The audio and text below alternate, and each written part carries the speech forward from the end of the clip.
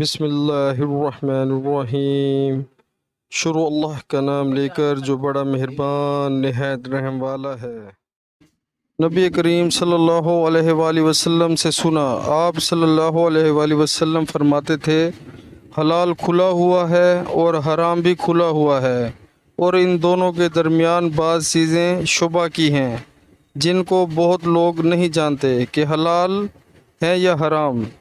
پھر جو کوئی شبہ کی چیزوں سے بھی بچ گیا، اس نے اپنے دین اور عزت کو بچا لیا، اور جو کوئی ان شبہ کی چیزوں میں پڑ گیا، ان کی مثال اس چرواہے کی ہے جو شاہی محفوظ چراگاہ کے آس پاس اپنے جانوروں کو چرائے۔ وہ قریب ہے کہ کبھی اس چراگاہ کے اندر گھس جائے اور شاہی مجرم قرار پائے۔ سن لو، ہر بادشاہ کی ایک چراگاہ ہوتی ہے۔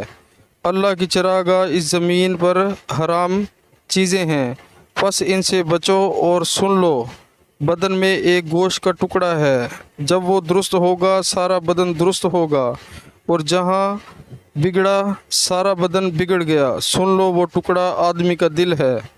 پیارے مسلمانوں، اللہ تعالی ہمیں حدیث پاک سننے اور اس پر عمل کرنے کی توفیق عطا فرمائے، آمین۔